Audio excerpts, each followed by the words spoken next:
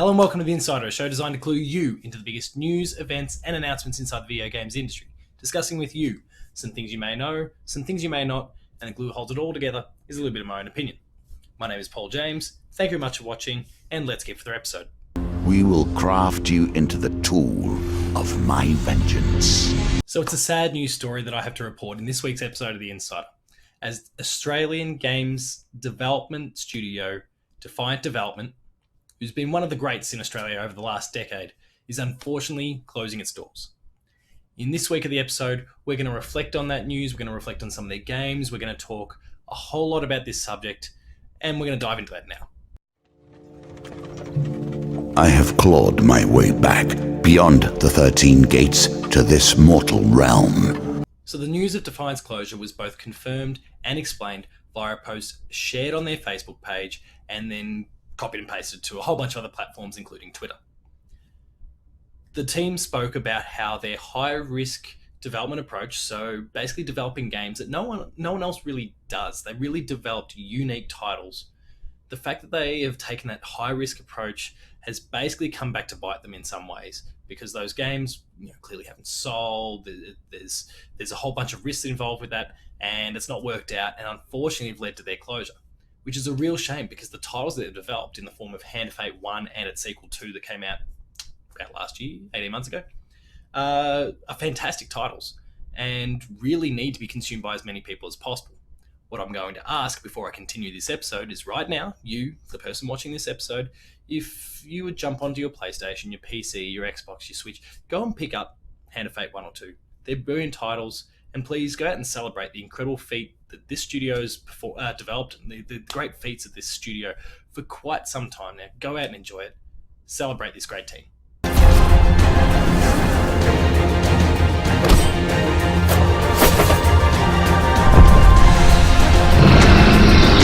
So next, let's discuss the impact of this particular announcement. Over the course of the last 12 months, really, when I've started developing Dev Diary episodes. So for any of you on YouTube not familiar, Dev Diary is a podcast series that I host. I talk to developers all around the industry about their experiences. And being an Australian-based podcast, I'd like to try and speak to as many Australian-based developers as possible.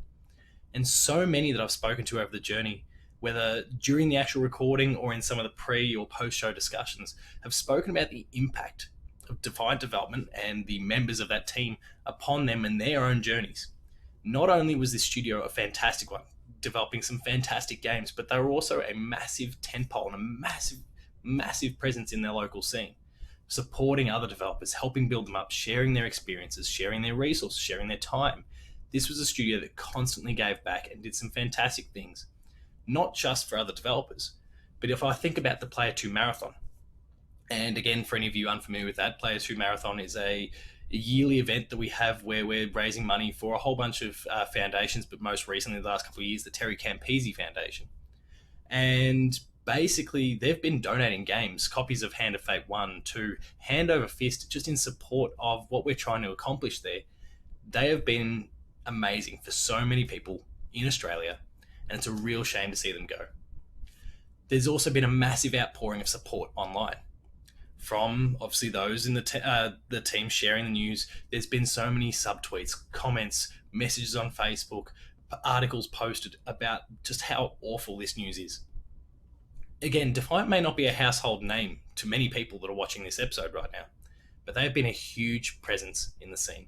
They've got some fantastic developers, some fantastic people, some friends of Player 2, and we all hope they're back on their feet real soon. The Ludus family expected to start a new life in a new home. But this home has its own secrets. A strange board game that becomes a bridge to a fantastic world. The world of hexes. So in spite of this really bad news, what can we take from it? Well, firstly, let's just quickly recycle what I discussed at the end of the last segment there. There are a lot of friends of Player 2 there, and the first thing that we should be focusing on is ensuring that they get the support they need, get the leg up they need, get the experiences and jobs, everything they need to be able to support themselves, get back up on their feet again, because they are some wonderful people and deserve only the best. Secondly, and let's look a little bit more wide-reaching here, let's discuss the Australian game development scene in the first place.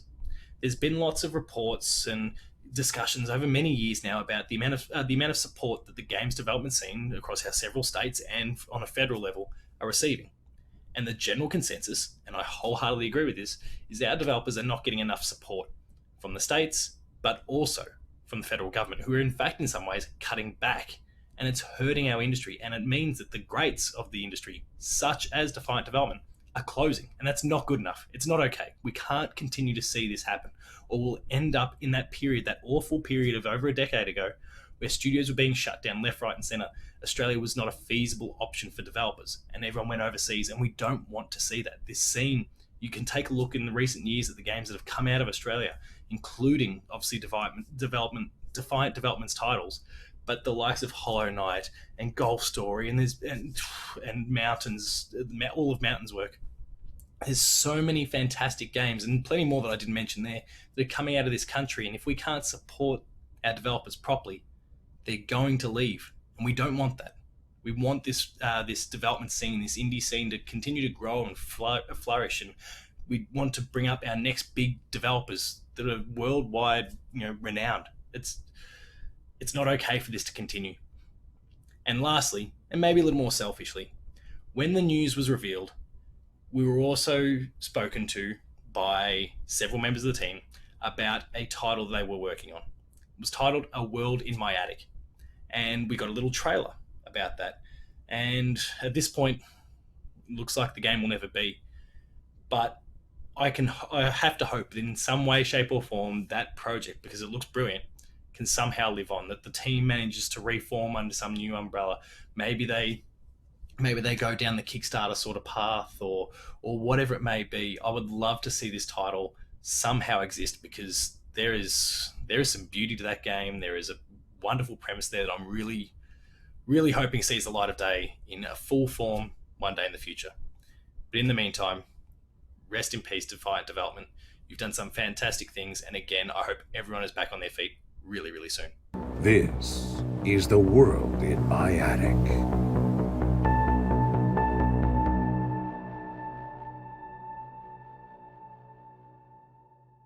So that concludes this week's episode of The Insider. I hope you enjoyed it, despite the slightly more sobering tone.